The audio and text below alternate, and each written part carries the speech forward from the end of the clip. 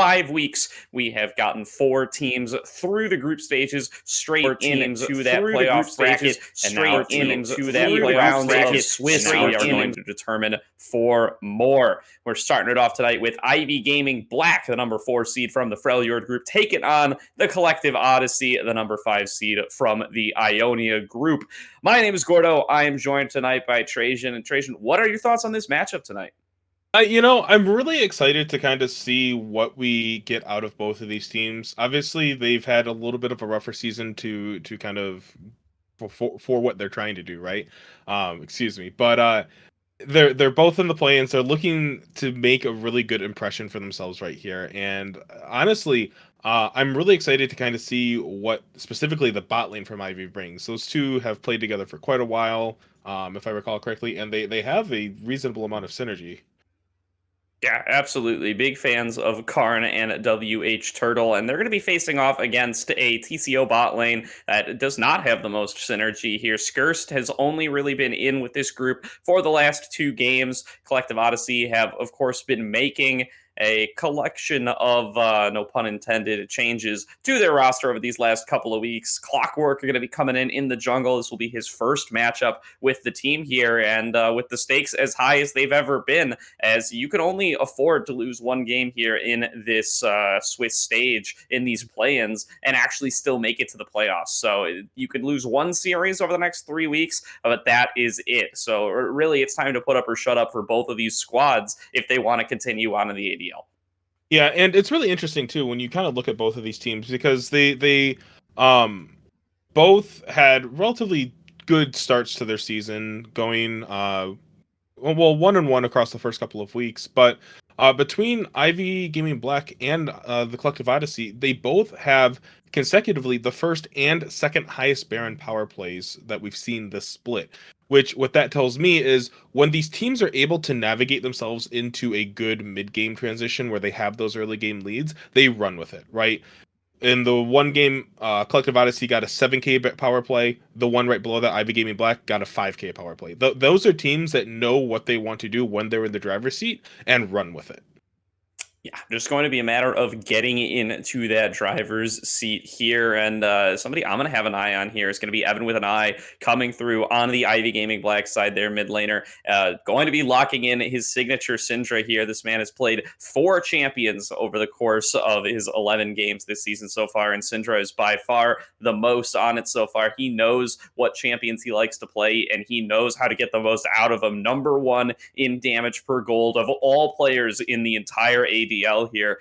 Coming up against number 2 in damage per gold is going to be Hanswu over on the side of TCO. He has had a great solo lane performance as well up in that top lane. 24 solo kills in 12 games. Dude averages 2 solo kills per game. According to the stats, and that's about all there is to say on that one. You do not have to go into any more depth to see that he's a monster in the laning phase, and then if he can get a matchup that's favorable for himself, should be quite the threat in this game. Yeah, 100%. And it's really interesting. One of the things that I kind of noticed in terms of differences for it is where you've seen Evan with an eye kind of sticking to these really strong control mages with good zoning tools, the ability to really kind of help dictate the state of a flow for your team. On the opposite side of it, for Collective Odyssey, Make-A-Wish CEO is very heavy on a lot of these. We're either going straight into a carry position with the Yasuo, the Yone, Irelia, or we're looking for more supportive mid laners like the Seraphine or the Twisted Fate. And I'll be honest, as we kind of see this draft falling into place for us right here, I'm actually really digging a Twisted Fate pick here for them. Yeah, it does look like they are pretty set up for that one. Curious to see if it is going to be the Ziggs mid lane for the side of TCO here. It's something that I believe we've already seen out of Make-A-Wish CEO this split, if I am reading my notes correctly, and I am not. That is actually Evan with an eye who's been playing that pick. So, would be the first game on the Ziggs mid here, but if it's not the Ziggs mid, if it is that Ziggs bot lane, then that would probably mean that we got a Vayne top on our hands, which would be nuts to get to see out of Hanswu here. Certainly would not see any upsetness from me to see a crazy matchup like that in this game, number 1, but feels a little bit less likely. We'll see what TCO want to take for their mid lane here. Renekton going to be locked in for Eraser on Ivy Gaming's side. Would certainly have trouble up against that Vayne if that is what we're seeing. Yeah, and the thing that I'll be honest for TCO here is locking in the Vayne really, really early. I'm not necessarily a huge fan of that, just because there's a lot of ways for people to kind of get on top of her and for them to punish her, right? And we can kind of see that. You have Nautilus Caitlyn. That is going to be really, really difficult to play into as a Vayne and a Braum, right? Nautilus is going to be able to face tank a lot of the early Vayne damage, and in the meanwhile, you're going to get poked up by this Caitlyn throughout this laning phase. It's going to be really hard to even try to approach the wave. So TCO is already kind of playing on the back foot where they have a bot lane that is going to need jungle pressure or at least some help. And it's going to be hard when you look at the matchup in terms of what you have in the mid lane as well, right? Ziggs into Syndra, both of them are going to be doing a lot of poking. Once they hit that Lost Chapter spike, it's going to be a bit easier for them to kind of spam clear waves and look for those roams. But when Evan with an eye is on something as comfortable as he normally is, like this Syndra pick, it makes it a lot more difficult. Yeah, and additionally for Hanzu now, locking in set with that R5 pick to face off against the Renekton coming through from a Razor, that's going to be pretty tough as well. The set in a Renekton matchup is not the easiest one for the set up there. Renekton can dodge away from the big haymakers with the slice and dice and can cut right through the big haymaker shield there with that Ruthless Predator. It's a tough matchup to deal with on the set, and it really looks like TCO are coming into this with 3 losing lanes. We'll see how Clockwork is going to be able to manage that here in his first game with the team. Yeah, and a few of those bans were targeted at Hanzu there, right? We have seen him play the set, not to huge great success so far. This split, one game on it against MG Element. We went 2-6 on the champion, but um it just feels like they didn't necessarily have an answer to this Renekton up in the top lane. So that being said, Xin Zhao and Set very, very good 2v2 champions that kind of want to get scrappy and dually in the early game. But with Sinibu on something like the Viego and Eraser on something as just as aggressive as the Renekton, those early plays are going to be really, really hard to kind of pull off and look for. So right now, Collective Odyssey, like you kind of mentioned, it feels like they're a bit on the back foot coming out of the drafting phase. Yeah. And that's kind of been where TCO has been struggling all season, right? Is they've been looking for that consistency from the jungle position. This is going to be their third jungler they've played with so far this split. They've been playing a huge variety of champions, 11 unique picks over their 12 games in that jungle role. And while they've had these really strong, dominant solo laners, we talked about Hansu and, Make a Wish CEO also 14 solo kills, number 3 in damage per gold for mid laners. He's been pulling his weight as well. It really has been the junglers that have presumably been holding back this top side, as that's the position they do keep swapping in and out. We'll see if Clockwork is going to be the solution that they've been looking for thus far, and he's got an individual one-on-one matchup that should be pretty good for his skirmishing early on. We just have to be concerned about his lanes and how they're going to be able to perform here. If these solo laners are able to really make names for themselves in this game, if they're able to win in these losing matchups, that could be a really good pathway for TCO to take over this game. Yeah, and the other thing too, when we were kind of talking about is Zinja, like he wants to be scrappy, he wants to be fighting aggressively early. So one of the things that I personally would be looking for is over aggression from Ivy Gaming Black's bot lane, looking for Turtle to go in and have Karn follow me on something that they may not necessarily be able to follow up on, right? Because once Nautilus goes in, it's hard for him to really get out. He has the passive, he does have the slow on the E, but Hylissang, or oh my god, I just excuse me, I don't know why I just said Hylissang. Holy crap, Fanatics on my head, I guess. Really good series. But no, Braum and Vayne have the ability to proc those concussables pretty easily. When you have a Xin mixed up there with them, it's a ton of chain CC that can come in. So Turtle and Karn do have to be careful with this aggressiveness, because that is what I think TCO is going to be looking to really kind of capitalize and try to punish. Yeah, and the range advantage from the Caitlyn should do a lot to nullify that, but it does really come down to how we end up playing out these matchups here. And then once again, that Zig Syndra here, if you're able to have the fancy feet, if you can dodge away from all the dark spheres and just Mhm. be landing, more bombs than you don't, the Zigs can be effective in that matchup. On face, it's generally a little bit more Syndra favored. She's got more of that upfront damage. She could really reliably go on in and CC up Ziggs and really burst him out pretty quickly. He's a pretty squishy champion in the early game, but we'll have to see how Make a Wish CEO is going to be able to navigate that one. He's generally pretty adept at playing these more sacrificial mid laners, at being able to step back, give up CS where necessary, and still come up huge later on. But that's certainly going to be put to the test here in game number 1. Yeah, 100%. And I feel like we've kind of really covered most of the good points for us throughout this draft. And as we kind of see our counter count down for our spectator delay, though, we are going to be cutting to a short break for you, friends. But make sure you don't go anywhere, as we will be coming back with game one of the Aegis Esports play-ins for the Defenders League of Ivy Gaming versus Collective Odyssey.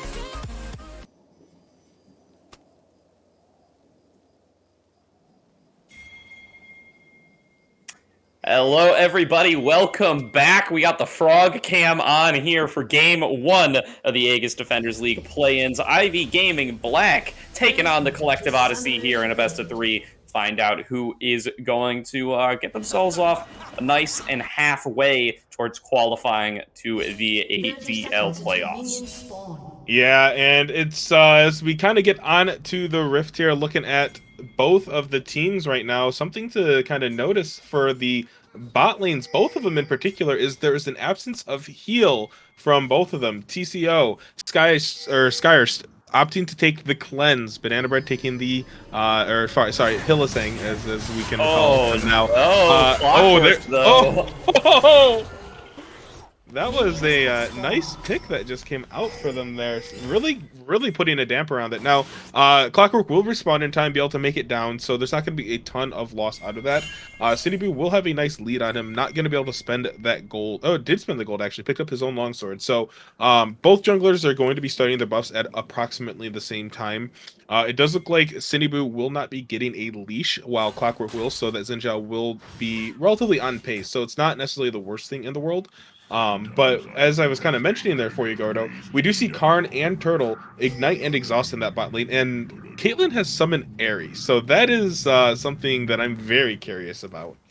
Yeah, that's really spicy. They really want to abuse the range advantage that they're going to have with this Caitlyn into Vayne matchup, and they just want to shut Skirst out of this game early and often. So we'll see how this ends up working out for them. They do have that range advantage. That should be a pretty big deal for them for at least the first few levels. See if they are going to be able to really get themselves the lead they're looking for. Meanwhile, Hansu and Razor going to trade a little bit in the top lane early on. We talked about the advantages this Renekton will have after they get a couple doubles in their pockets, but as far as the strict level one goes, still got to respect everything that set can do.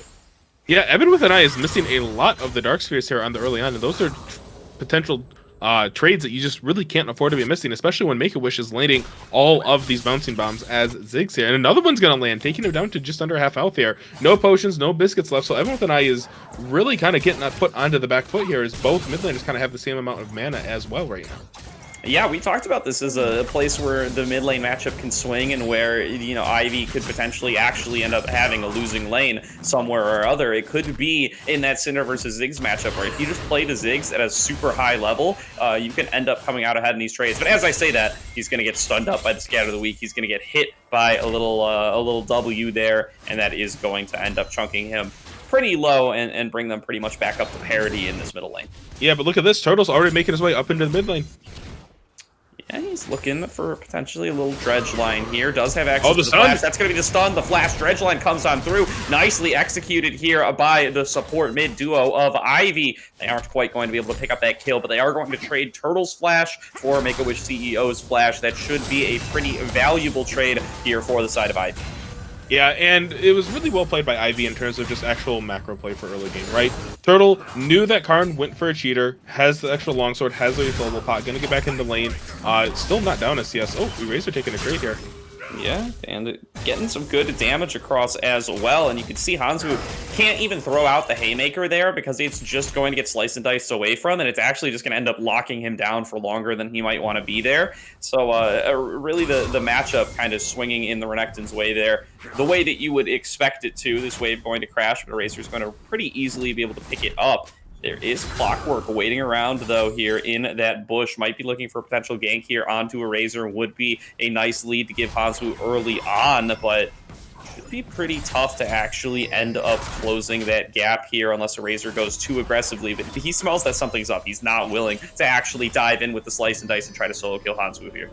Yeah, I mean, Hanzo was just playing too far forward for being as low of a health bar as he is. And now that we see the recall for Clockwork has, in fact, completed, Hanzo, you can kind of see, is already starting to play a bit further back from Eraser in this lane. Knows that, hey, there's probably not anyone else here. If I try to stay, I'm just going to immediately get killed. That was a lot of damage from just 2 Caitlyn autos.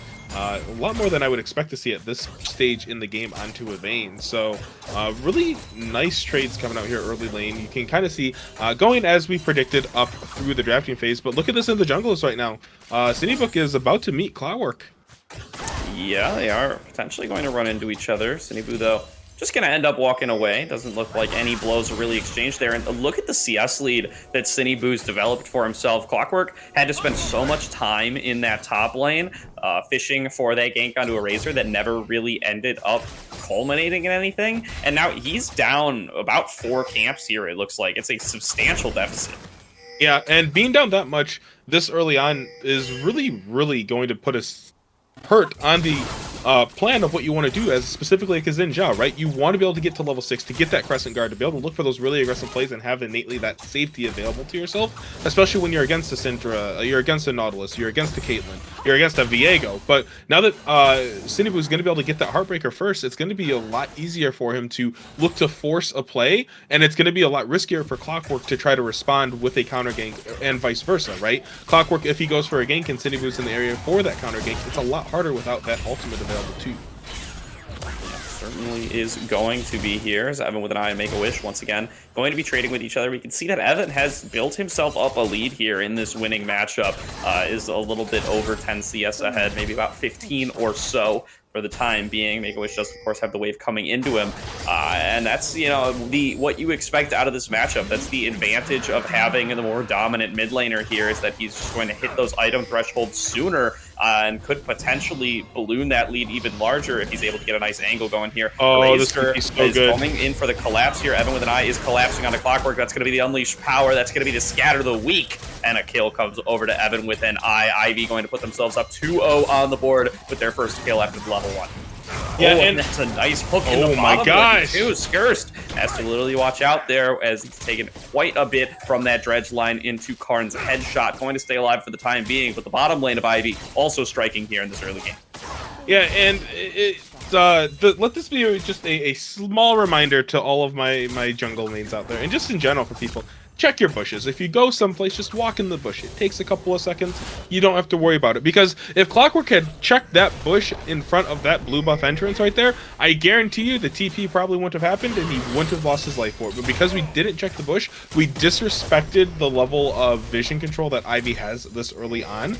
You're going to get punished for it. And with a really good TV out there from Evan with an eye, picking up an easy little bit of gold and XP there, and Make-A-Wish just can't do anything right now. Lost Chapter's finished for Syndra. She has the ability to just completely shove in these waves and start to look for these roams, or invade with Cinebu into the jungle and just make this Xin Zhao's life absolutely miserable.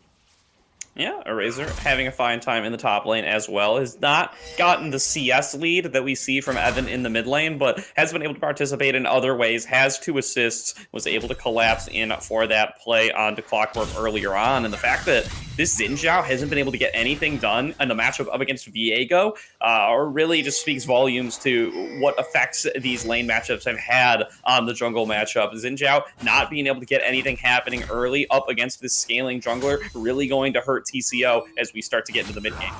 Yeah, and look at this right now. Eraser knows that Cinebu's on their side of the map, is going to keep lane parity, if not lane advantage, while Viego does this Herald. And because Syndra has Lost Chapter advantage over Make-A-Wish's Ziggs, it's really easy to just kind of force these plays right now. You know Xin Zhao's going to be on the top side of the map, but what's he going to do? Wave at you as he kind of passes by? He can't get into these pits. He can't get into these fights. He's just going to simply lose everything. So we're going to get a nice trade there. That's going to be the Dominus coming on out of this Renekton. That's going to be the Wind Becomes Lightning landing from Clockwork, going to force Eraser to flash away.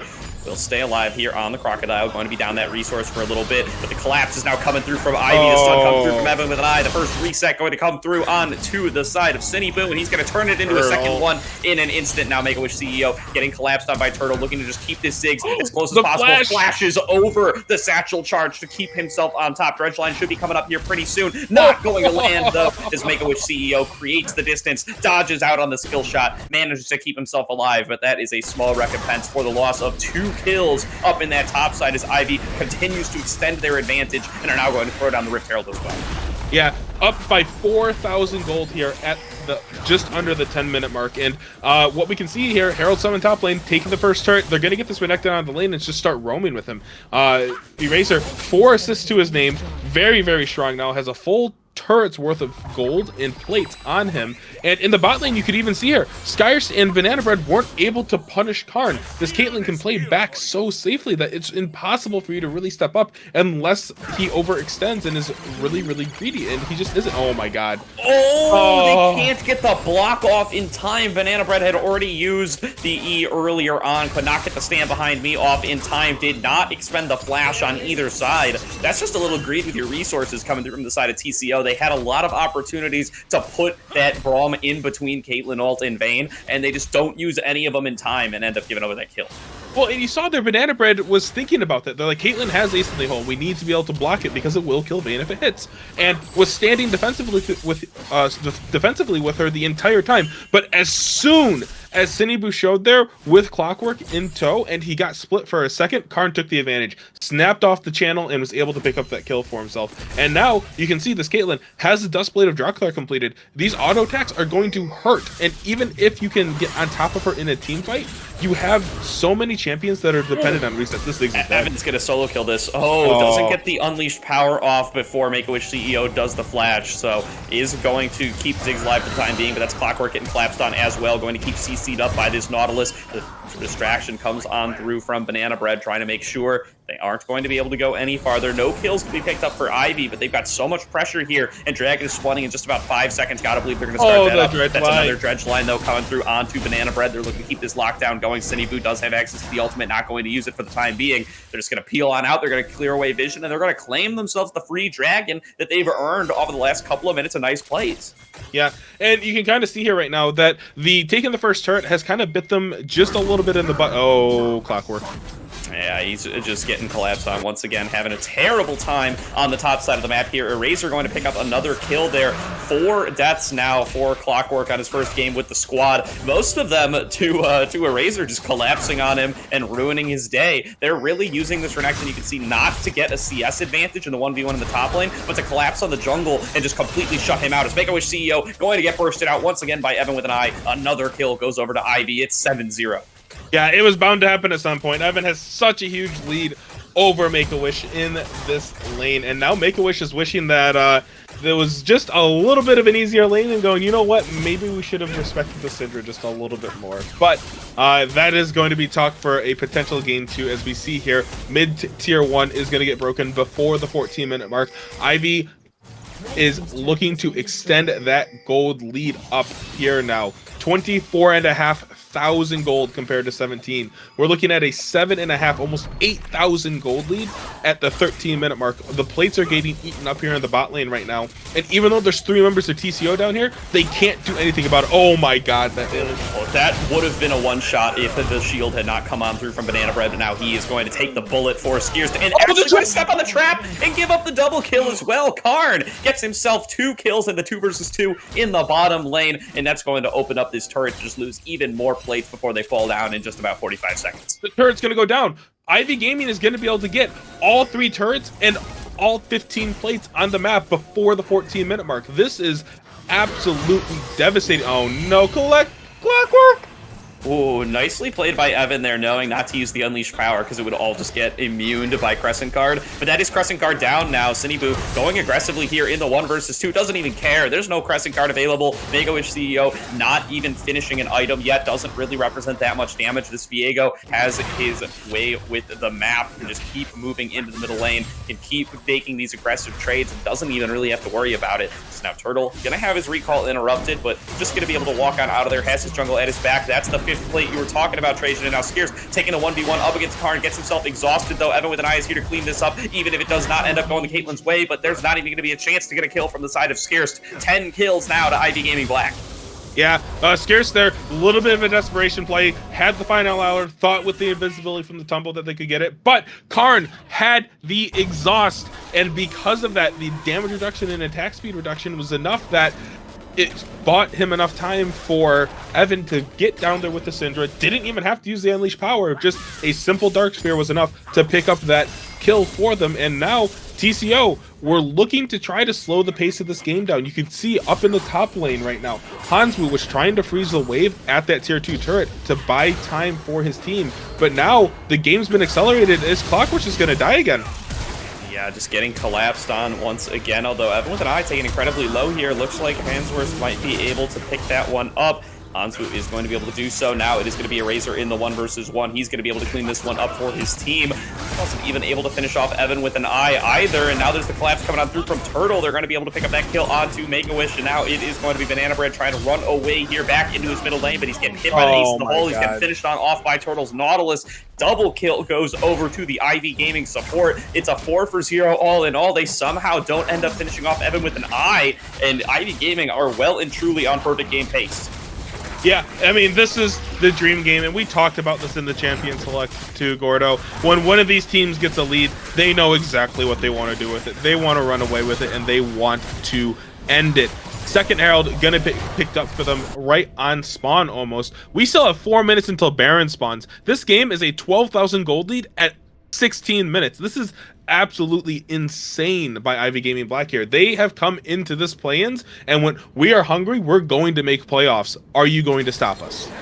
And the community poll puts these guys at number 6 overall. You know, everybody en masse, when taken together, are expecting these guys to be able to not only qualify for playoffs, but to be one of the top 2 play-in teams, getting those 5th, 6th seeds instead of the 7th, 8th seeds. And they're really showing why here, as they're having a dominant performance up against TCO and are really going to make themselves a substantial amount of the way towards qualifying for those playoffs if they are able to take it today. That ace in the hole does a lot of damage, Trajan. It does a lot. That was a third of Zig's health bar. Almost half just gone with a single ability. It's absolutely insane. Yeah, 600 damage, and we're not even level 11 yet on this Caitlyn. We're currently level 10. Yeah, and it's a 60-second cooldown as well, and all the lethality too. You know, the Duskblade already completed, Serpent's Fang already completed. Ziggs not building armor, Trajan. That's pretty much true damage just coming right on through that squishy little Yordle and taking him for half his HP from across the map. Yeah, and with the amount of ability haste right now that Karn has, he's going to be able to have it. Oh my god. Oh. He's dead again. Evan with an eye picks up a solo kill there up against the mid lane matchup. Nicely played on that Cinder. He's been landing some sick scatter of the weeks, really showing some mastery here on that champion. This is what he played the most of in the regular season. TCO feels like they can give it up to him, but he's really making a case for a Syndra ban in this game number 1. Yeah, I'm going to fully expect to see some alterations from TCO in terms of the banning. Here comes another ace in the hole, by the way. Oh, there goes half of my goodness. Okay, yep, thanks. That's real fun. Vayne right now, Scarce is just like, yeah, this is League of Legends. I got half by an ultimate. I'm about to get dove under my inhibitor, and now I'm dead.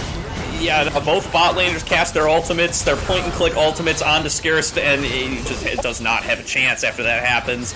Depth Charge going to knock him up. He's going to get finished on off there by the side of Eraser, and now at a 17-0 score line, Ivy are really pushing for that perfect game. It's really up to whether or not TCO can sneak out a random kill or get a random turret somewhere or other. But at this pace, it looks like they might even not. Ivy might just close this game out here as soon as the Baron spawns.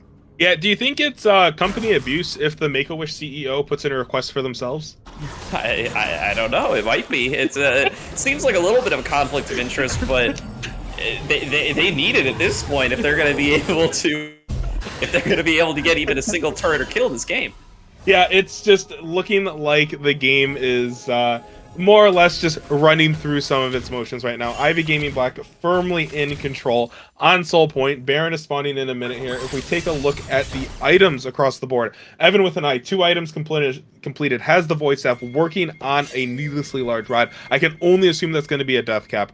Your Renekton is almost 2 items, almost has the Sterix, as opposed to the Set, who's just finished the Gore Drinker. Ivy is so far ahead right now that all they have to do is just start slapping people with their wallets, and Karn fully intends to do that. Has another serrated Dirk, hasn't finished boots too, just kind of wants to try to one-shot people, because who needs attack speed when you're just pressing your R button every 30 seconds?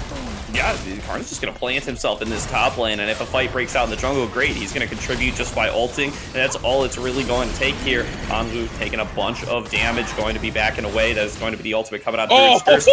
Almost just gets one shot by the unleashed power from Evan with an eye. Turret going to be claimed to the top lane for the side of Ivy. Skirt's going to be forced to recall, as is Hanzu, as is Banana Bread. There's just no actual opportunities here for anybody on TCO to be able to stage a fight here. Clockwork going to try, though. Dives on in, throws down that Crescent Guard, at least allowing him to stay alive, at least pushing them away from the turret for the time being. But they've lost so much HP on this outer turret already, and it's going to go down in 1 or 2 auto attacks from Karn. They're going to lose their top lane inhibitor here, and even with everybody alive, there is nothing they can do about it. Yeah, and you can see the wallet difference here from Ivy is just absolutely massive. Karn not afraid to step up. Oh, they are going to try to force something here, maybe, though.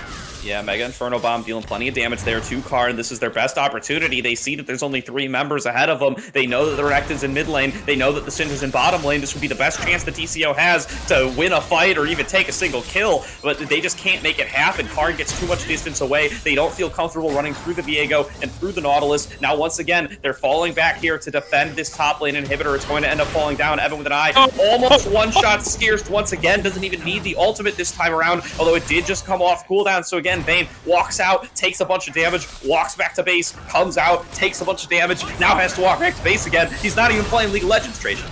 No, this is the Walking Simulator 2021. You can't go outside, you can't go anywhere else that you want, so we're just going to make you do it in League of Legends, your favorite video game, now your favorite walking simulator. Skirst is absolutely feeling this right now, and that last unleashed power up in the bot lane, with the shield bow, shield from it, and considering the amount of health he was missing, that was full health. That was Vayne's health bar. Evan with an eye legitimately can just one-shot this Vayne with a single ability if he so chooses. Yeah, if he couldn't before, he definitely can now. Just goes by is another needlessly large rod. And, you know, 3 dragons, 8 turrets, 17 kills, none of any of the above for the side of TCO. Should it be pretty close to being closed on out here? 35 seconds to go until this Soul Drake does spawn. You gotta believe that IB Gaming Black are going to be able to pick that one up without contest. And Collective Odyssey, they're going to have to make their stand in their own base here. They got to make some considerations of how they're going to play this next game, but this one seems pretty done and dusted. Yeah, more or less, Gordo. But I do like how Ivy Gaming Black is playing this. Karn is just ulting on cooldown. This man just does not care. Literally just pressing R as soon as it comes off. Skirts down to under half health again. Almost proc the Immortal Shield Bow. Still has that cooldown available for himself. But they're taking it methodically. They went, okay, we have the lead. This game is essentially close and done. We're not going to rush ourselves. Because the reality is they don't have to. They're going to be able to pick up this Mountain Soul for themselves. They can make their way up into the Baron. TCO can't really do anything about it. They have an inhibitor down that was down pre-20 minutes almost, and with those super minions flooding the base, and with Vayne only being on a singular item right now, it's really hard for them to kind of clear through it, as their composition doesn't have a ton right now, because they simply don't have the items for it. They don't have the damage output. Certainly do not for themselves here, and really looks like the options are just dwindling away here. Mountain Soul's been picked up by Ivy. Baron going to be picked up here pretty soon as well. They're going to have to make their last stand at their own base, and their odds are not looking very good here. The ability of Karn to pretty much completely invalidate this Vayne. They've got 3 different ways pretty much to completely invalidate Vayne in these fights, so there's no opportunity for Skirst to get involved in any of these fights. And there doesn't appear to be enough damage on anybody on TCO to actually be able to finish off any of these targets. You know, even if you can get through on a Karn, even if you can get through on an Evan, Siniboo and Razor are plenty carries in their own right. They're full items ahead of everybody else on the side of TCO. They could win this fight on their own. Yeah, and you can even see here Karn picked up the stopwatch for himself, knows that realistically, if he gets dove, it's not going to be that big of a deal, but if TCO overcommit, oh no, make a wish. Oh my god. That's so much damage. I feel like we've had this same song and dance a It's bunch every of times, time. Frazier, where we just watch Caitlyn challenge Ace in a hole, and then you and I both go, "Oh my god!" as soon as it hits. But every time it's shocking. It just does so much damage. Karn is so far ahead here, has the serrated dirk as well as 2 lethality items. Just rips right through these Squishy's health bars with the Ace in a hole, and now that is going to be the 3rd inhibitor falling on down. They're looking to siege onto the Nexus. The game looks like it's going to end right here. That's a nice crescent guard coming on through from Clockwork, but he's going to be melted through. Nobody else able to answer. Evan with an eye just solo kills Skirst on the back line, and Karn able to take this fight front to back, getting over whatever autos he needs to, and only needs a couple. Eraser going to finish off that kill on to Make-A-Wish CEO, and now they're moving on to the Nexus. Ivy Gaming going to complete a perfect game 1 up against TCO. What a dominating performance there. And we saw at the end there, Make-A-Wish CEO stepped on a Caitlyn trap and then proceeded to lose half of his health bar to the Caitlyn auto attack as well. That is what I have. I don't think we've seen such a one-sided game at all this split. Ivy Gaming Black has come out of the gate swinging, and they are incredibly determined to secure themselves one of those upper seed playoff spots. Yeah, no, looking like a Freljord group gap there as Ivy Gaming takes a quick W for their entire group. Just saying, we may have gotten 4th seed here, but we're way better than TCO. They just slam them here in this game number 1. Take the perfect game. And now TCO, it's got to be back to the drawing board now for this draft number 2. I feels like Evan with an eye has to be the one you could target here. He's got I'm not going to say a limited champion pool, but he's got a tight champion pool. He's got a small set of characters he's willing to play, at least that he's shown thus far. And it should be very easy to push him past that. Ban out the Syndra, take away the Ziggs, he's played Vigar and Silas. Other than that, you could either pick up against those picks, or if you really want to ban them out, try to force the opposing mid laner onto something a little bit more limiting. It seems like a really obvious place to go here for TCO. Yeah, and for TCO specifically, I think a lot of their draft problems came around when they locked in Vayne for their first pick, right? Within the first rotation, right? This is a champion that has an insane amount of scaling and potential available to her, but you don't see the bot lane from IV Gaming Black. You see the Nautilus, you see this, or actually no, you see the Viego, excuse me. So you don't even know what they're looking to play, right? You pick such a volatile ADC in a lane that can't really risk having a lot of pressure put on her when only you see a Viego. And that to me is such a risky proposition. And we got to see there in game 1 that it didn't work out.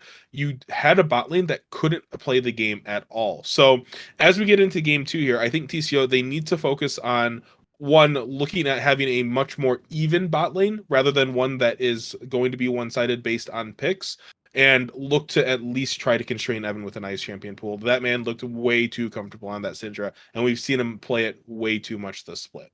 Yeah, I think it's his 7th or 8th Syndra game so far. For sure, something to look to get off the board there. But we're going to throw it to a quick break while we get into Champion Select for game number 2. Don't go anywhere. We're going to be right back with more of the ADL Week 1 play-ins.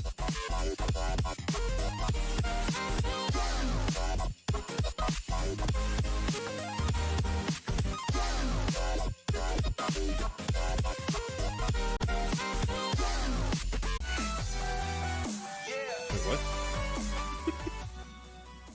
Welcome back, everybody, here to the Aegis Defenders League play-in stage. Just saw Ivy Gaming take a perfect game 1 here up against the collective Odyssey. Now going to be looking to close this one out in 2.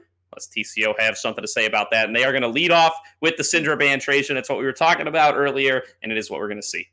Yeah, it's really interesting to me here. So they chose to ban Syndra and Seraphine. Last game they banned Seraphine, Thresh, and another champion I don't remember. But yeah, okay. So they're just looking to pick up the Thresh for themselves in the first pick here. Leaving up the Viego again, saying Cinnaboo wasn't necessarily the issue on that champion, but I think that champion is still just worth a ban potentially. But we do see the Ziggs as well getting locked in, a potential flex pick for them, but more likely than not going to be in the mid lane. Evan with an eye has put a lot of games on that, and we haven't seen Karn play Ziggs at all this split, at least with us in Aegis. Yeah, no games from Karn this split on the Ziggs. 2 games on Ziggs this split for Evan with an eye. We'll be expecting to see that one coming through here. So the Zac is being hovered by TCO, but they're going to lock in the Samira here. This is a new opportunity. It may be potentially thinking it's a little bit of a Ziggs counter, might be expecting the Ziggs to be bottom lane, and then the Zac gonna get locked in for the side of the Collective Odyssey as well. That's gonna be their 12th unique jungle pick this split, Trajan. TCO just busted out all sorts of stuff here in the jungle position. We'll see if this one ends up actually paying off. You know, they're here for a good time, not a long time. Hopefully, a long time, but we'll see what happens throughout the rest of this game. But I'm not a huge fan of the Samara pick, unfortunately. It's the same thing with the Vayne. It's incredibly volatile. Really, realistically, needs to lead to be able to get ahead. And now with the Ziggs locked in, we know Evan with an Eye has played it, and Karn really hasn't. So they can just pick another Caitlyn. They can pick something that can duel the Samira, like a Kaisa. They can pick into the Samira and make her life a living hell. And you see the Nautilus is going to get locked in here again for Ivy, as we kind of have that handshake of the supports. But when you're looking to be really aggressive, Nautilus, he's your guy. It's a lot better for him. But TCO do know that the flex pick is available. They're going to ban the Caitlyn away from Karn, apparently tired of just getting half health by single abilities and auto attacks. Also, that summon area is probably pretty annoying if I had to take a guess within that laning phase. But a couple of top laners going to get banned out here from Ivy as well. Renekton and Mordekaiser are going to hit the bin. It does look signal to me then that they are going to end up picking up an ADC here, or sorry, their top lane, and then look to last pick their mid Yeah, or, Eraser's Gwen or ADC. going to be banned away here in phase number 2. Did get a pentakill on that one all the way back in week 2. So TCO remembering that clip a little bit heavily and is going to ban that one away. The Tom Kench instead going to be locked in for Eraser here. Would be his first game on the champion so far this split, but would be surprised to see it going anywhere else, either mid or AD carry. So, gotta believe it's going to be the Tom Kenches. That blind pick for the top lane should be pretty effective into whatever the side of TCO wants to take into it. And they want to take the Wukong into it, Trajan. They're going to lock that one in. Yeah, I mean, Wukong wants to fight level 1. Tom Kench can trade evenly at that level 1 exchange for the most part. So it is definitely something where TCR are looking to kind of match that extended trade durations wing for wing. Eventually, though, Tom Kench, if left unchecked, will begin to take over that lane. So it's going to be up to this Wukong to kind of keep it together and try to get the lead that they want. And we do see the Cassiopeia is going to be picked up here for TCO. This is an interesting pick. The Miasma is known far and wide infamously as just a really, really good defining ability for team fights, right? Being grounded and slow at the same time is just incredibly difficult to deal with. But for the side of Ivy, they don't have that many champions that really are necessarily concerned about that, right? Once Nautilus goes in, he's in. He doesn't really have to worry about it too much. Vega, same deal. It will stop the Heartbreaker. It will stop potential abilities to get out if you want to try to flash if you overcommit. But for the side of Ivy, it just looks like they kind of want to have TCO come into them, right? They have the Ziggs, they have the Wukong now, or sorry, they have the Zac and they have the Wukong, and we did see that last pick there being the Xayah picked up for them as well. So they are all in on just playing safe through this game. Yeah, now here's a spicy idea for you, Trajan. So Hans Wu has not picked a single game of Wukong so far this split. Make a Wish CEO has played a game of Wukong so far this split. Neither has played a game of Cassiopeia this split. Could this be some kind of crazy Cassiopeia top flex to take on the Tom Kench, taking the Wukong instead into the mid lane to try to face off against this Ziggs? Looks like not, as they are going to lock in the Wukong in that top position, but was fun to think about. It was definitely a consideration. And you know what? Honestly, I don't think a lane swap would be the worst thing in the world for them, but well, I take that back. I think it'd be really bad for Wukong. But getting Cassiopeia up into the top lane against Tom Kench, though again, it's one of those things where Tom Kench is just a stat check champion. If you overstep and he's able to kind of get on top of you, he punishes you so hard for it that it's just, I don't think it's worth the risk. So you want to keep him up there. We do see a few fun hovers coming out. Cinebu hovering the Nunu, which he is well known for. Has not played it since week 3, I believe, if I looked at that correctly. But the Singed getting hovered as well is a bit of a joke from Clockwork, which, fun fact, I believe in solo queue, I have a 0% win rate against Jungle Singed. I've lost to it twice, and that is one of the worst stats that I can ever think of for myself. That's a rough one, my man. But yeah, would have had synergy with the Cassiopeia. Would have been a fun pick for this game, but it's The not poison. going to end up working out here. And yeah, you're right. Tsunibu has not busted out that Nunu since week 2 or week 3 it was, but that's because he draws bans on it practically every game. So kind of surprising to see that they're going to go for the Viego. They're going to go for the disciplined meta jungler, even when the Nunu does not get banned away here. Had a bunch of success on it in game number 1, and looks like they might be willing to just run it back here for game number 2. This should be an even easier matchup for the Viego now, facing off against this Zac. It should be the Zac is going to be uncontested in the early gank power. Once he gets a couple of ranks into Elastic Slingshot, he's going to be able to come from all sorts of angles, be really powerful coming out of the Fog of War. But should not really be too much of a big dueling threat up against this Viego. So Senibu likely going to be looking to just get a arm once again, like he did last game, was up like 4 camps at like 5 minutes, and is going to look to repeat that performance, come into these fights, and just be a huge carry threat for the side of Ivy Gaming Black. Yeah, and again, for Ivy Gaming, it's just going to be all these resets, right? You have the ability to kind of keep them at distance with the Ziggs, with the Zaya, and because Collective Odyssey's composition wants to go forward, they want to be aggressive. They have to be really careful overextending, because if this Wukong and the Zac get too far ahead of the rest of their team and they leave Make a Wish too far back, there's a very good potential that they just get blown up before their team can kind of get set up. So they're going to have to be really on the same page, looking for these aggressive plays and trying to go for it. And I'll be honest, I would fully expect to see them at level 6 try to look a play in the bot lane before Karn hits 6. It gets access to that ultimate to be able to keep himself safe, and try to just punish him as hard as they can. Get the Samara ahead, get a little bit of extra gold onto this Wukong, and just look to set them behind. Because Eraser on the Tahm Kench isn't necessarily going to push the fastest. Tahm Kench not known for that. He's known for walking into your lane, taking 3,000 damage at level 2, and still killing you under your turret. Certainly is there, and is certainly something that could happen in this game. But you're right. TCL are going to want to snowball this Samira early on. They're going to want to have her be a super powerful team fighting force later on. She can, of course, get the style points that she needs to be able to use that Inferno trigger.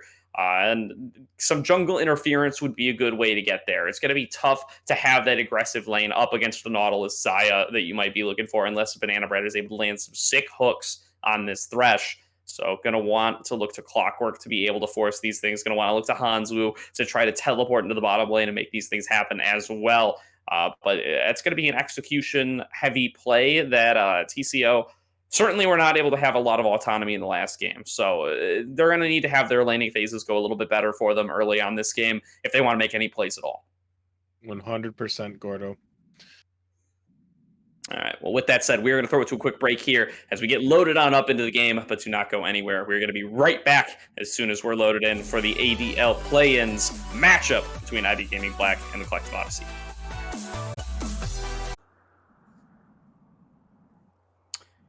Welcome back, ladies and gentlemen, to the Aegis Defenders League play-ins Week 1 matchup between the Collective Odyssey and Ivy Gaming Black. We're on the Animal Cam once again here for this little fox squirrel thing. It has antlers. It has antlers. It's like it's a jackalope or whatever they're called, the fictional rabbit with antlers. I guess that's what it is. Wait, are you telling me jackalopes aren't real? I'm pretty sure they aren't. Okay, next you're gonna tell me Santa Claus is real. Damn. Yeah, it'd be news to me if they were, but I find out about new animals all the time. It's always shocking to learn about new animals as an adult. You just don't think it's going to happen, but sometimes it does. Yeah, I mean, it would be certainly.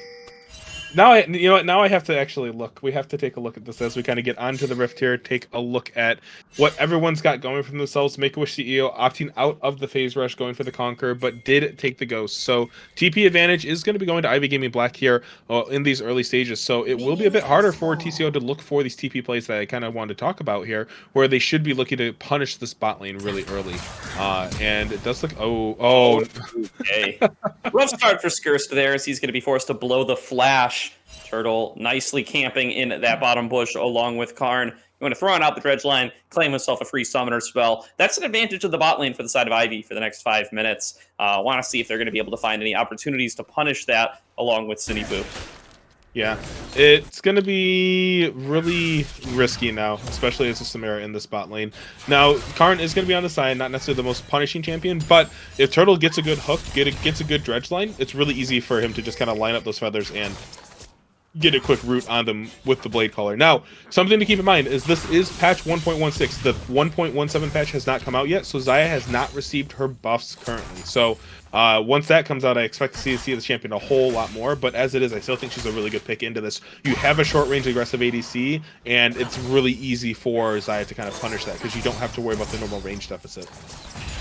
Yeah, for sure here. Skirst just immediately going to take a few autos here. Karn has the Hail of Blades, doing a whole bunch there, just getting all of the feather procs off right away. It's a nice amount of damage across, and Evan with an eye going to be pushing in Make-A-Wish CEO as well, though that's a nice Noxious Blast landed for Make-A-Wish. He's going to be landing a lot of those Twin Fangs, getting a bunch of damage out of Evan. It's going to force him to flash, in fact.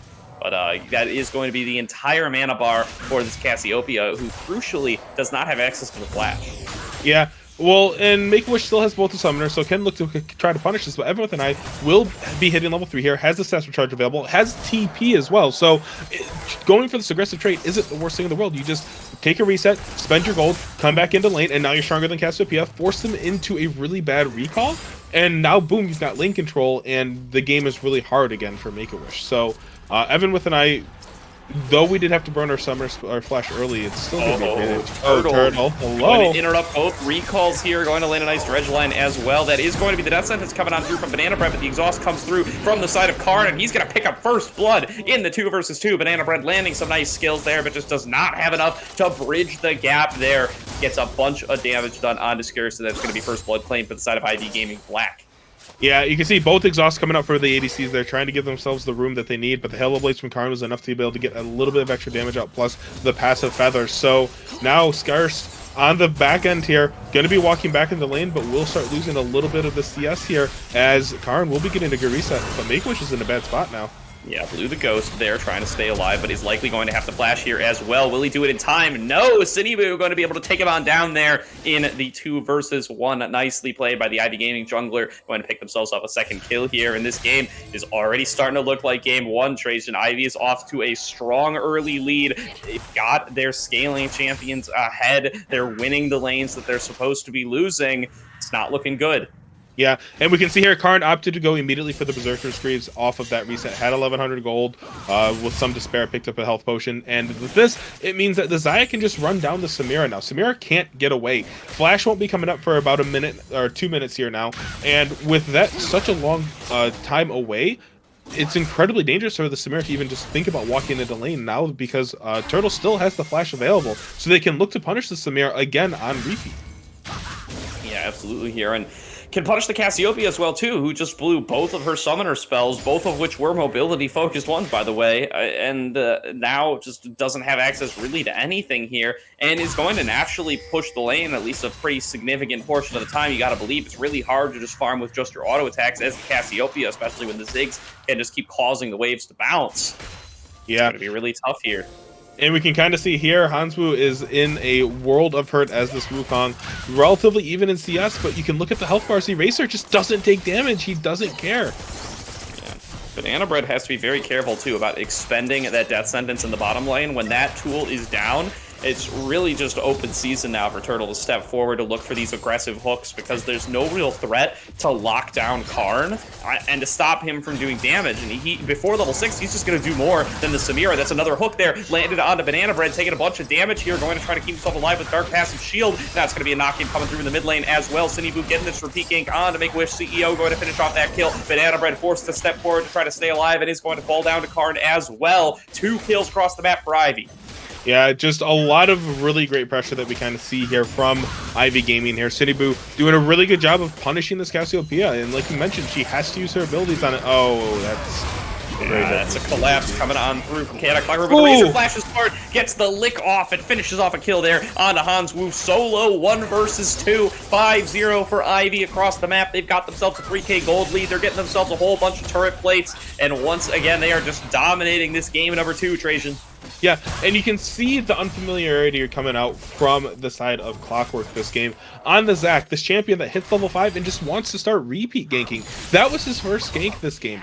Wasn't successful, wasn't able to get anything off. Mega Inferno Bomb gonna be used to pick up. Oh, I've been getting a little low, but we'll walk away. But as I was kind of mentioning, the Zac knows that, hey, your bot lane is at a severe disadvantage, but we're not trying to play to that side at all. You're a really strong deciding factor in that fight because Karn doesn't have escape abilities on this Xayah, right? Not until you hit level 6 and you have the ability to press R and be unstoppable for a second and a half. But until that point, if you're Clockwork, you need to be looking to try to abuse that, and we just haven't been trying to push that at all so far this game. No, absolutely not. And now Ivy, once again, well and truly in the driver's seat here. Got themselves a 3.5k gold lead, can start up this dragon whenever they want to, and when they want to appears to be right now. Sinibu is approaching in that bottom river, knows that they have dominance in the bottom lane, knows that they can win the fights if they do break out. Evan with an eye trying to reset that middle wave, doesn't want to step too close to the Cassiopeia, but seems to be doing a just fine job of clearing from far away. Recall started to be channeled by Sinibu, though. They might have decided that it's not quite dragon time yet. Might have even spotted Hanzwu on a ward somewhere, realizes that they are outnumbered. They do not have the teleport from a Razor. So TCO, they might actually pick up their first objective of the series here. Yeah, gonna be able to get that. Hanzwu knew that Eraser TP'd back in the lane and recognized that, hey, this top bench really can't push super well, so we're just gonna take advantage of that. Walking down, gonna expend the TP, gonna be able to catch that wave. So Hanzwu not gonna really lose a whole lot for this. So a really good play from the side of TCO to kind of stem that bleeding a bit, look to get themselves a little bit. And an early Ocean Drake is really nice to give you a little bit of extra sustain, especially when you're a Cassiopeia into a Ziggs, you're a Wukong into a Tahm Kench. So hopefully they'll be able to leverage that to kind of stem some of this gold lead that's now developed, as we do see a 3,500 gold lead here at the 8.5 minute mark of this game. Pretty substantially here. TCO, though, they've got a dragon. That's the, as I said, the first thing they claimed for themselves all series here. So got to treasure it while you've got it, and maybe could even turn it into a little bit more. They are now starting off the dragon game here. If they're able to find themselves a few more, will certainly be valuable. Make-Wish CEO, though, getting an unfortunate trade here, getting knocked on in there by the Satchel Charge, taking a bunch from Evan with an eye. The bouncing bomb going to be enough to finish it off, and Evan with an eye gets a kill in the 1 versus 1, moving himself up to 6-0 along with his team. Yeah, and we're kind of just... Oh, Turtle's going to go in on the banana bread here. Yeah, just taking a whole bunch. Once again, the feathers fly. They come on through, and another kill is picked up. This time, Turtle going to finish it off with the Ignite. 2 versus 2, 1 versus 1. Ivy is just winning across the map here. They pick themselves up another kill. Meanwhile, Hanzwu just getting bullied by a Razor in the top lane. There wasn't a CS lead earlier on Trajan, but there certainly is now. This Tahm Kench is just dominating the top lane. Gank coming on through from Clockwork, but gotta believe he's not really gonna have too good of a time either. They just can't even lock down this Tahm Kench. He's just licking both of them now simultaneously. Gonna get the wave crashed exactly as he wants it. He doesn't even care that Zaxi or Clockwork just realizes there's nothing to be done, and he just leaves. Yeah. Yeah, Clockwork has determined that, maybe ganking the top lane with a Tahm Kench that has a Kindle Gem and a Giant Spell just isn't the play. Unfortunately, we realized that the play in the mid lane has cost us our mid-tier one already just before the 10-minute mark, and now Evan with an eye is free to roam to these other lanes and start using his passive to take these turrets down even lower. And with this Astral Charge available, you have to expect that this bot lane is not going to be long for this world. No, certainly not. And Evan now has unlocked his lane by taking out that mid turret, going to be able to move around the map, going to be able to use that Satchel Charge to execute down turrets. The bottom one, as you said, already in range. And they can just keep pushing all day with this Xayah Nautilus setup. It cannot be matched by the wave clear of the Samira here. She's not going to be able to just use Inferno Trigger at will to clear away the waves. Just not in the cards right now.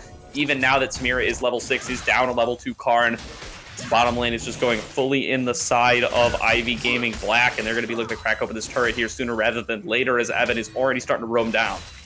Yeah, Evan's looking to go down there. This is a really good dive for them. Skirst had to take it back. Banana Bread trying to hold it, is going to get forced off the turret now, and we can kind of see here Evan's just going to walk down, throw down a Satchel Charge, pick up another turret. So again, 2 full turrets worth of gold picked up here for Ivy Gaming. 10 plates in their pockets, accelerating that lead to almost 8,000 gold here at 11 minutes as we take a look at it too. And one thing I wanted to kind of mention about too for our Scordo is that Make-A-Wish and Evan with an eye, it's always really come down to who hits their Lost Chapter spike first. Evan has hit it 2 times in a row now. Make-A-Wish on this Cassiopeia died twice before they could, only had 2 Amplifying Tomes, so was incredibly far behind.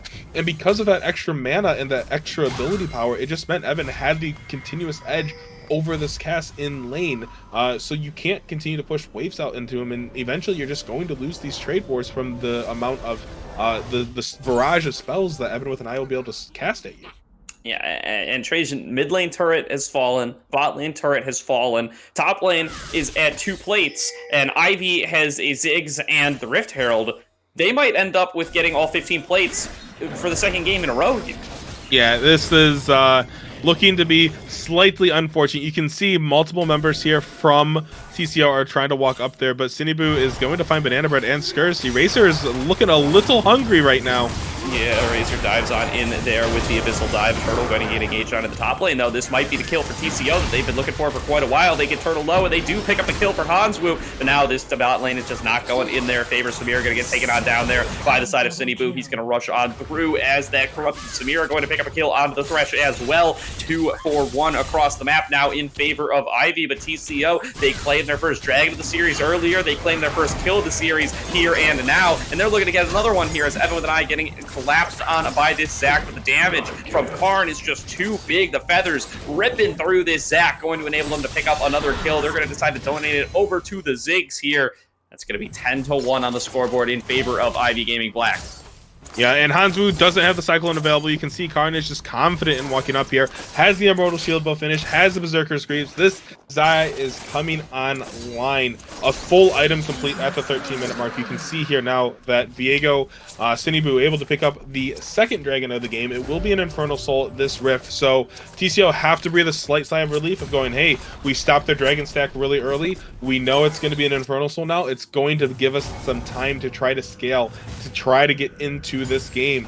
And right now, Skurs, you're the man that they really need to be looking for. You have the ability to do it. You're so close to hitting that Immortal Shield Bow spike, and for Samira, that's a relatively good spike. So we'll have to see if they're able to make the correct rotations and look to try to put as much gold into the Samira, into this Cassiopeia to accelerate any lead that they want. And that will be the final outer tower going down for Ivy. So 2 games in a row, they're going to be able to collect all 15 plates on the map. No issues required. 10 seconds before those plates fell too. So they are really happy, sitting 10,000 gold, just shy of 14 minutes in this game 2 of our series here. Yeah, and TCO, they do have the AoE teamfight Wombo combo comp, right? They've got the Wukong, they've got the Zac, they've got all these knock-up effects that they can occur in an area and set up so nicely for this Cassiopeia and this Samira. They just need to get the fights want them, and the way that they want them is not from a 10k gold deficit. So just gonna have to make up a lot of ground here. Gonna have to funnel a bunch of gold into this Cassiopeia, into this Samira. Gonna let their mythics get completed at the very minimum before they try to take another fight. Yeah, 100%. And we can kind of see now that Ziggs is... I really hope that Evan with an Eye isn't finishing the Seraph's Embrace. That item is... I have opinions on it. I won't share them quite yet with us, but we do see CS leads for pretty much everyone on the map. Hanswoo has been doing a pretty good job of trying to keep up with Eraser. Does have the Divine Sunder finish now, so it can trade a little bit better into this Tahm Kench, but because Eraser went for first item and a Theme of Shanes, it's going to be really hard to still be effective in that, as that stun is going to last for quite a while. Yeah, for sure. Here's a Razor now fighting up against Hanwoo in the bottom lane, but Hanwoo has learned his lesson, is not taking these 1v1s anymore. That is going to just be a potential engage. Coming on through from the side of Ivy. They jump over the wall. They're going through onto Banana Bread. They've already chunked out Make-A-Wish CEO. They're going to be able to finish off the kill onto that Thresh. They get the first reset onto their Viego, and it looks like Make-A-Wish CEO has just created enough distance. He's going to be able to back on away, but it's 1 kill taken down for the side of Ivy. It's the inner turret also going to go in that direction. Ivy Gaming continue to come up positive in all these plays. Yeah, Evan with an Eye just kind of pushing for free up here. Gonna get slowed and pulled back, it looks like, but I don't think he's in any huge threat. No, Zac just does not have the damage here. Satchel Charge going to get Evan a little bounce away, and they do have Cinebu for backup as well.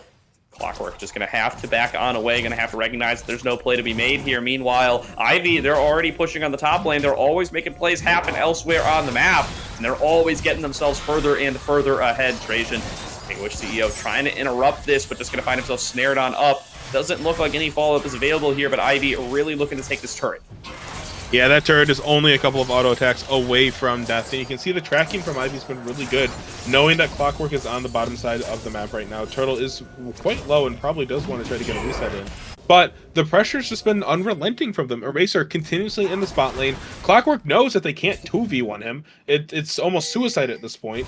Once Wukong maybe finishes Steric's Gauge or Black Cleaver, then there's a good chance you can. But even then, it's not something you really want to try to risk or invest your time into. This Wukong isn't going to be the carry of the game for you at this point. It needs to be the Cassiopeia. It needs to be the Samara, and they're both getting starved out of the game right now. Blue team's turret They has really been are destroyed. here. Blue turret going to fall down once again to the Ziggs. That already was low enough to be able to be finished off by Satchel Charge, and Evan has no problem completing that one. Razor continuing to split in this bottom lane, has completed the chains, as you mentioned, and that just means Hanzu has no threat to him at this point. Rift Herald going to be started up as well, simply because there is no Baron yet. So Ivy, once again, are well ahead of where you're expected to be at this point in the game, and are looking to just wait for that Baron so they can snowball into a win. Yeah, and now the resets are going to be coming in here. You see the next dragon will be spawning here in about 30 seconds.